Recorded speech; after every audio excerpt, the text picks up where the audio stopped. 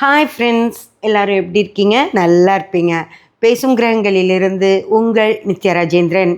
Friends, நிறைய பேர் எனக்கு ஒரு நாளைக்கு 10 பேராவது கேட்குறீங்க.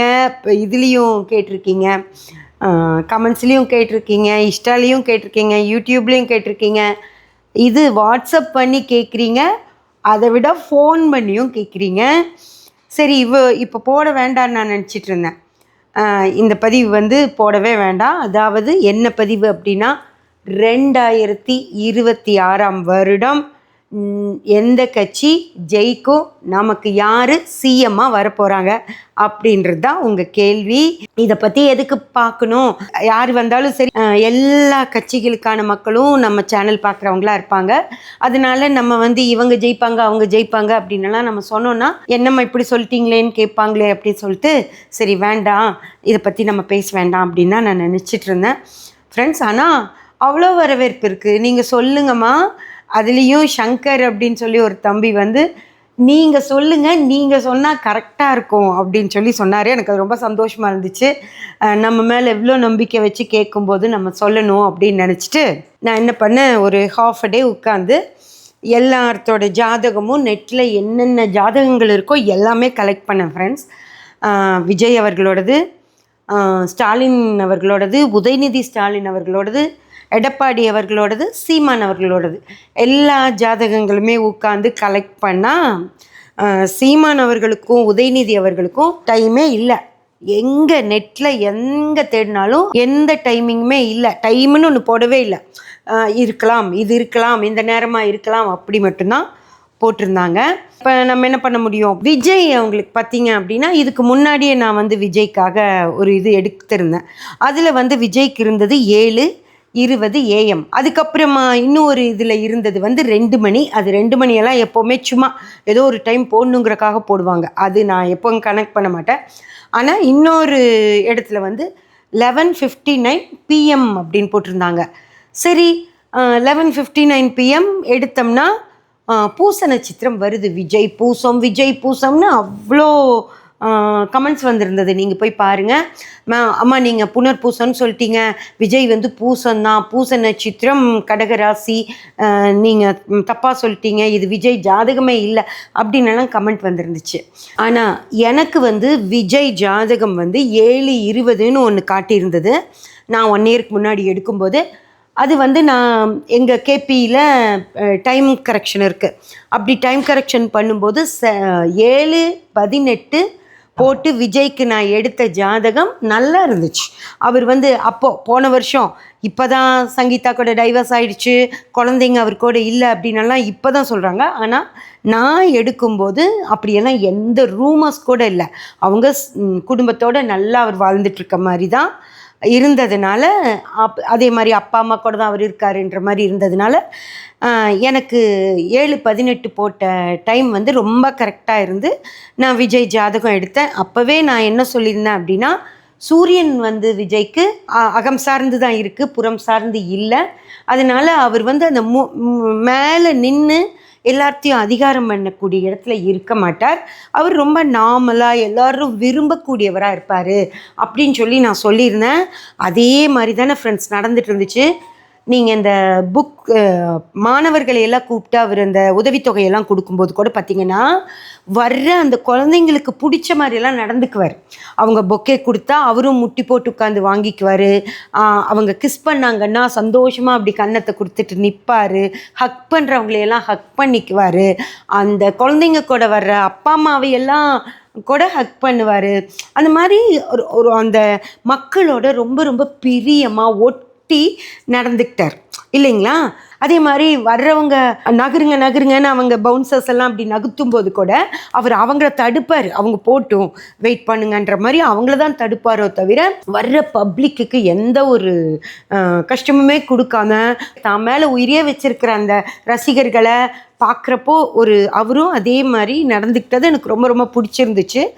அதுக்கான மாதிரியே அந்த 7:18ங்கிற நேரம் எடுக்கும்போது விஜய் எல்லாருக்கும் பிடிச்சவராக, எல்லாத்து மேலேயும் அன்பு செலுத்தக்கூடியவராக இருப்பார் அப்படின்னு எடுத்தது தான். நான் அந்த டைம் எடுத்து தான் நான் பேசியிருந்தேன்.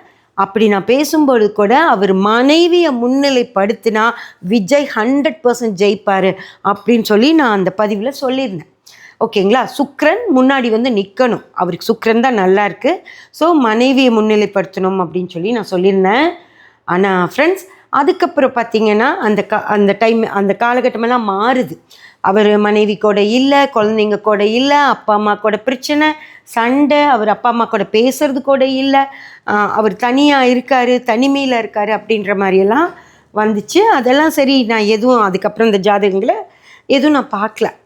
சரி, இப்போ நம்ம எடுத்துடலாம் அப்படின்னு எடுக்கும்போது அவருக்கு வந்து அந்த 11:59 டைம் வரும்போது பூச நட்சத்திரம் கடக ராசி வந்துருச்சு, நீங்கள் எல்லாம் கேட்ட மாதிரியே.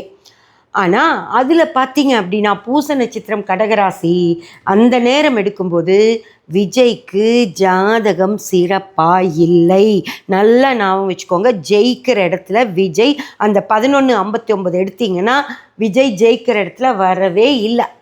புரியுதுங்களா? இதை நான் சொன்னேன்னா உங்களுக்கெல்லாம் கோபம் வரும்ல, அப்போ அந்த நேரமே இருக்காது, அந்த டைமே இருக்காது அப்படிம்பீங்க. அதனால் சரி, நான் அதை எடுக்க வேண்டாம்னு சொல்லிட்டு அந்த 7-18 எடுத்தோம் அப்படின்னா சூப்பராக இருக்குது. புனர்பூச நட்சத்திரம் கடகராசி அட்டகாசமாக இருக்குது. கட்டாயம் விஜய் தான் ஜெயிப்பார் அப்படின்னு அடித்து சொல்லலாம். சரிங்களா? தைரியமாக நான் சொல்லிட்டு போயிடுவேன், விஜய் தான் 100% விஜய் தான் ஜெயிப்பார் அப்படின்னு சொல்லிடலாம். ஆனால் நீங்கள் வந்து புனர்பூசம் கிடையாது, அவங்க அம்மாவே பூசோன்றாங்க அப்படின்றீங்க. நான் என்ன பண்ணட்டும்? நெட்டில் 2 நேரம் இருக்குது, 7:20 11:59 PM. எதை எடுக்கிறது நான்? 11:59 பூசம் நல்லா இல்லை, 7:20 புனர்பூசம் சூப்பராக இருக்குது. விஜய் அந்த புனர்பூசமாக 7:20 இருந்தாருன்னா எழுதி வச்சுக்கோங்க, அவர் தான் சிஎம். நீங்கள் எல்லாம் என்னென்ன கொண்டாட்டமோ அத்தனைக்கும் நீங்கள் ரெடி ஆகிடலாம். 4ஆம் தேதி சாயந்தரம் 3 மணிக்குள்ளே விஜய் தான் சிஎம் அப்படின்னு வந்துடும். ஆனால் அது 7:20 அவர் பிறந்ததாக இருந்தால், அந்த நேரம் 7:20 இருந்தது அப்படின்னா அவருக்கு சூப்பராக இருக்குது ஃப்ரெண்ட்ஸ். ஆனால் அது புனர்பூச நட்சத்திரம் எடுத்துக்கிறனா நீங்கள் தாராளமாக எடுத்துக்கலாம். அப்படி தான் அவர் ஜாதகம் காட்டுது. ஓகேங்களா? சரி, ஸ்டாலின் அவர்களுக்கு வருவோமா? ஸ்டாலின் அவர்களுக்கும் இதே பிரச்சனை ஃப்ரெண்ட்ஸ். ஓகேங்களா?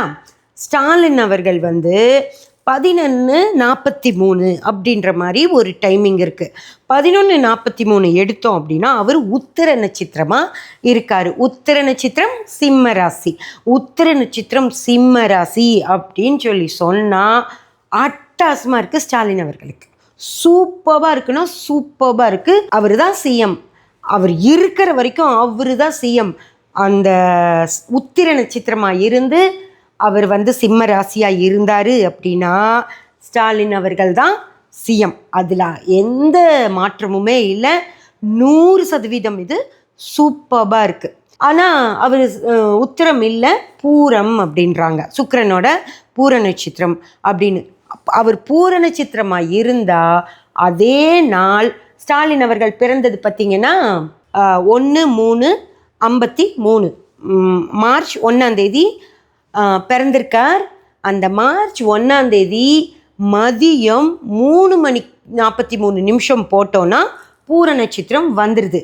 பூர நட்சத்திரம் சிம்ம ராசி வரும்போது ஸ்டாலின் அவர்கள் ஜாதகத்தில் அவர் சொன்னால் கோச்சிக்கூடாது, என்னை திட்டக்கூடாது, இப்போவே அவர் சிஎம் ஆக மாட்டாரோ அப்படின்ற மாதிரி தான் ஜாதகம் வருது. இந்த 26 ஸ்டாலின் அவர்களுக்கு சிஎம் ஆகிற வாய்ப்பு இல்லை அப்படின்ற மாதிரி ஜாதகம் வருது. புரியுதுங்களா? அதே நாள் தான் 1/3/53 மதியம் 3:43 போட்டு எடுத்தோம்னா பூர நட்சத்திரம் சிம்மராசி வருது. ஆனால் அந்த நேரத்து ஜாதகம் அவருக்கு வந்து வாய்ப்பில்லை. இந்த வருடமே 2026 ஸ்டாலின் அவர்கள் சிஎம்மா வருவதற்கான வாய்ப்பு இல்லை அப்படின்னு வருது. புரியுதுங்களா? ஆனால் அதே 1/3/1953 காலையில் 11:43 போட்டிங்க அப்படின்னா அவர் உத்திர நட்சத்திரம் சூரியனுடைய நட்சத்திரம். சரிங்களா? அந்த ஜாதகம் போடும்போது அவருக்கு சூரியன் சூப்பராக இருக்குது, அட்டாசமாக இருக்குது. அவர் அன்னைக்கு இந்த 2026 அவர் தான் சிஎம், அவர் இருக்கிற வரைக்கும் அவர் தான் சிஎம் அப்படின்ற மாதிரி நிரந்தர முதல்வர் பதவியோட வருது. இப்போ நான் எதை எடுக்கிறது? 3:53 எடுக்கிறது, 3:43 எடுக்கிறதா இல்லை 11:43 எடுக்கிறதா அப்படின்னு நீங்களே சொல்லுங்கள் ஃப்ரெண்ட்ஸ். இந்த ரெண்டில் ஏதோ ஒன்று என்னால் எடுக்க முடியல. அதே மாதிரி தான் விஜய் அவர்களுக்கும் காலையில் 7:20 எடுத்தோம்னா அட்டாசமாக இருக்குது. ஆனால் அது புனர்பூச நட்சத்திரம், அவர் தான் சிஎம் ஆவார் அப்படின்னு இருக்குது. ஆனால் நீங்கள் அதை ஒத்துக்க மாட்டேங்கிறீங்க. அவர் பூச நட்சத்திரம் அப்படின்றீங்க. அவர் பூச நட்சத்திரம் கடகராசியாக இருக்கும் பட்சத்தில் அவருக்கு வாய்ப்பு இல்லை, சிஎம் ஆகிற வாய்ப்பு 2026 இல்லை அப்படின்னு சொல்லுது. சரிங்களா? உங்கள் இஷ்டம்தான். நான் ரெண்டையுமே சொல்லிட்டேன். உங்களுக்கு எதை எடுத்துக்கிறதுக்கு இஷ்டமோ அதை எடுத்துக்கோங்க. அதே மாதிரி எடப்பாடி அவர்களுடைய ஜாதகமும் நான் ஃபுல்லாக பார்த்தேன். அவங்க பிறந்த தேதி 12 மே 1954 11:50 PM. அவரும் உத்திர நட்சத்திரம், சிம்ம ராசி ஃப்ரெண்ட்ஸ். சொன்னால் நம்ப மாட்டீங்க, அட்டகாசமாக இருக்குது. அந்த டைமுக்கு 11:50 டைம் போட்டிங்க அப்படின்னா எடப்பாடி அவர்களுக்கு அட்டகாசமாக இருக்குது ஜாதகம். அவர் தான் ஜெயிப்பார் அப்படின்ற மாதிரி இருக்குது ஜாதகத்தில். உத்திர நட்சத்திரம், சிம்ம ராசி, அப்படியே இப்போ சொல்லிடலாம் அவங்க தான் வருவார் அப்படின்னு சொல்லிடலாம். ஆனால் உண்மையான டைம் அதுதானா அப்படிங்கிறது நமக்கு தெரியாது. அப்போ நம்ம எப்படி சொல்ல முடியும்? புரியுதுங்களா? இதுதான் ஃப்ரெண்ட்ஸ் பிரச்சனை. எனக்கு ஈஸியாக நான் சொல்லிட்டு போயிடுவேன். ஜாதகம் பார்க்குறேன், யார் ஜாதகம் நல்லா இருக்குது, சூரியன் எப்படி இருக்குது அவங்களுக்கு, சூரியன் நல்லா இருந்தால் தான் அவங்க அரசாங்கத்தில் சாதாரண ஒரு குமாஸ்தாவாக இருக்கணும்னா கூட ஒரு குரூப் 1 குரூப் 2 எழுதி அவங்க உள்ள கவர்மெண்ட் ஜாபில் சேர்ந்தா கூட அவங்களுக்கு சூரியன் நல்லா இருந்தால் தான் அது கிடைக்கும். அப்படின்னா முதலமைச்சர் பதவி அப்படின்றது எப்பேற்பட்ட பதவி, அந்த பதவியில் போய் உட்காரணும் அப்படின்னா சூரியன் அவங்களுக்கு மிக மிக மிக சிறப்பாக இருந்தால் மட்டும்தான் போக முடியும். அப்படி பார்க்கும்போது எடப்பாடி அவர்களுக்கும் அந்த 11:50க்கு உத்திர நட்சத்திர சிம்ம ராசிக்கு சூரியன் சூப்பராக இருக்குது. அவங்களுக்கும் சிஎம் ஆகிறதுக்கான அனைத்து அதிர்ஷ்டமும் அந்த நேரத்தில் இருக்குது. அதே மாதிரி விஜய் அவர்களுக்கும் 7:20 AM காலையில் போட்டிங்க அப்படின்னா புனர்பூச நட்சத்திரம், கடக ராசி, சூரியன் அட்டாசமாக இருக்குது. அவருக்கும் சிஎம் ஆகிறதுக்கான முழு அதிர்ஷ்டமும் சூப்பராக இருக்குது. அதே மாதிரி ஸ்டாலின் அவர்களுக்கு பார்த்தீங்க அப்படின்னாலும் உத்திர நட்சத்திரம், சிம்ம ராசி, காலையில் 11:43 இருந்தார் அப்படின்னா அவருக்கும் சிஎம் ஆகிறதுக்கான அதிர்ஷ்டம் சூப்பராக இருக்குது ஃப்ரெண்ட்ஸ். ஓகேங்களா? சீமானவர்களோட ஜாதகமும் அப்படிதான். நேரம் அப்படின்றது எங்கேயுமே குறிக்கப்படலை. ஆனால் அவர் பிறந்த நாள் அப்படிங்கிறது மிக மிக சிறப்பான அந்த காலையில் 6 மணிக்கு பிறக்குது இல்லைங்களா? சீமானவர்கள் பிறந்த நாள் அப்படின்னு பார்த்தீங்கன்னா 8ஆம் தேதி நவம்பர் மாதம் 1966 வருஷம். இது நெட்டில் இருக்குது. ஆனால் அவரோட நேரம் அப்படின்றது இல்லை. உதயநிதி அவர்களையும் நான் டேட் சொல்கிறேன். அதாவது உதயநிதி அவர்கள் பிறந்தது நவம்பர் 27 1977 வருஷம். சரிங்களா? அவருக்கும் டைமே கிடையாது. எந்த இடத்துலையுமே நெட்டில் அவரோட டைம் குறிப்பிடப்படவே இல்லை. யூடியூப் வேணால் நீங்கள் போட்டு எவ்வளோ வேணாலும் அலாசி பாருங்கள், ஒருத்தருக்கோட நேரம் பற்றி பேசவே மாட்டாங்க. எல்லாரும் நாளை மட்டும்தான் குறிப்பிடுவாங்க. சரிங்களா? யாருக்காவது எடப்பாடி அவர்களுக்கோ, உதயநிதி அவர்களுக்கோ, சீமான் அவர்களுக்கோ, ஸ்டாலின் அவர்கள், விஜய் அவர்கள் யாருக்கானாலும் அவங்க பிறந்த நேரம் தெரிஞ்சிருந்ததுன்னா எனக்கு நீங்கள் இன்னைக்கு அனுப்புனா கூட நான் உங்களுக்கு நாளைக்கே அவங்களோட இது வச்சு நான் சரியான பதிவு உங்களுக்கு கொடுக்குறேன். இப்போது நம்ம யாருக்குமே அவங்க யாரோட அம்மாவையும் தெரியாது. எந்த நேரத்தில் அவங்க பிறந்தாங்கன்னு அவங்க அம்மாவுக்கு மட்டும்தான் தெரியும். அவங்களுக்கு பிரசவம் பார்த்த டாக்டருக்கு மட்டும்தான் தெரியும். அவங்க 2 பேர்த்தையும் நமக்கு யாருக்கும் தெரியாது. அப்போ நம்ம எப்படி இந்த நேரத்தை தெரிஞ்சுக்க முடியும்? புரிஞ்சதுங்களா? யாருக்காவது பர்சனலாக அவங்க டேட்டோ டைமோ, அவங்க டேட் இல்லை டைம் தெரிஞ்சிருந்தது அப்படின்னா நீங்கள் எனக்கு கமெண்ட்ஸில் அனுப்பி வைங்க. நான் உங்களுக்கு கரெக்டாக எப்படி இருக்குது அப்படின்றத சொல்கிறேன் ஃப்ரெண்ட்ஸ். இவங்க 3 பேருக்குமே நல்லா இருக்குது. ஆனால் இந்த நேரம் மாறிச்சுன்னா விஜய் அவங்களுக்கும் பூச நட்சத்திரத்தை கேட்டிங்க அப்படின்னா அவருக்கு பூசம் நட்சத்திரம் வந்தாருன்னா சிஎம்க்கான இது இல்லை, ஹோப் இல்லை. அதே மாதிரி ஸ்டாலின் அவர்களும் பூர நட்சத்திரம் கேட்டிங்க அப்படின்னா மதியம் 3:43 எடுத்தோம் அப்படின்னா அவருக்கும் சிஎம்க்கான வாய்ப்பு இல்லை. அதனால் நல்லா புரிஞ்சுக்கோங்க. ஒரு ஜாதகத்தில் நேரம் இல்லை அப்படின்னா அவங்கள பற்றி ஒன்றுமே எடுக்க முடியாது. காலையில் 6 மணிலேருந்து அடுத்த நாள் காலையில் 6 மணி வரைக்கும் 24 மணி நேரமும் ஒரே ஜாதகம்தான். ஒரு அந்த ஜாதகத்தில் என்ன இருக்குன்னு ஒன்று சொன்னால் அன்னைக்கு பிறந்த அத்தனை பேர்த்துக்கும் அது மட்டும்தான். இப்போல்லாம் சில ஆப்ஸ்லலாம் வந்துருச்சு, நிறைய செலிப்ரிட்டிஸ் எல்லாம் போய் அந்த ஆப்ஸுக்கெல்லாம் விளம்பரம் கொடுத்து அது நடக்கும் இது நடக்கும் அப்படின்னு எல்லாம் சொல்கிறாங்க. அவங்க எல்லா சாமானத்துக்கும் விளம்பரத்துக்கு போகிற மாதிரி தான் இந்த ஆப்புக்கும் விளம்பரத்துக்கு வராங்களோ தவிர ஒன்றுமே நடக்காது. வெறும் ஒரு நாள் இந்த டேட்டை மட்டும் கொடுத்தா உங்களோட எந்த விஷயத்தையும் சொல்ல முடியாது. அன்னைக்கான பொது பலன் தான் சொல்ல முடியும். அன்னைக்கு பிறந்த அத்தனை பேர்த்துக்கும் இதுதான் நடக்கும் அப்படி தான் சொல்ல முடியுமோ தவிர உங்கள் நேரம் இல்லாமல் யாருனாலையும் உங்கள் ஜாதகத்தை கணித்து சொல்லவே முடியாது ஃப்ரெண்ட்ஸ். ஓகேங்களா? அதனால தான் நான் இங்கே இவங்களுக்கெல்லாம் இந்த மாதிரி சொல்ல முடியுது. அவங்களோட சரியான நேரம் மட்டும் நம்மளுக்கு கிடச்சிருச்சு அப்படின்னா நம்ம சூப்பராக ஒவ்வொருத்தர் ஜாதகத்துலேயும் அவங்க எப்படி இருப்பாங்கன்னு புட்டு வைக்கலாம். உங்களுக்கு யாருக்கு அவங்களோட பர்சனல் டைம் தெரிஞ்சதுனாலும் நீங்கள் எனக்கு அனுப்பி வைங்க, நான் சொல்கிறேன். இன்னொரு முக்கியமான விஷயம், ஜாதகம் பார்க்குறக்கு நீங்கள் எல்லாருமே நிறைய விஷயங்கள் அதில் கேட்குறீங்க.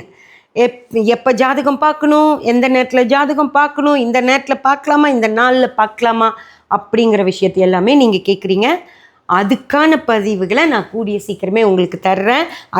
அதெல்லாம் கேட்டிங்க அப்படின்னா உங்களுக்கு புரியும் ஜாதகம்னா என்ன அப்படின்னு. தயவு செஞ்சு முதல்ல அது என்னன்னு தெரிஞ்சுக்கிட்டு அதுக்கப்புறம் ஜாதகம் பார்க்கலான்னு முடிவு பண்ணுங்கள். அந்த பதிவை உங்களுக்கு நான் சீக்கிரமாகவே தரேன். சப்ஸ்கிரைப் பண்ணி பெல் பட்டன் ப்ரெஸ் பண்ணி வச்சுக்கோங்க. அப்போ தான் நான் போடுற எல்லா பதிவுகளும் உங்களுக்கு கிடைக்கும்.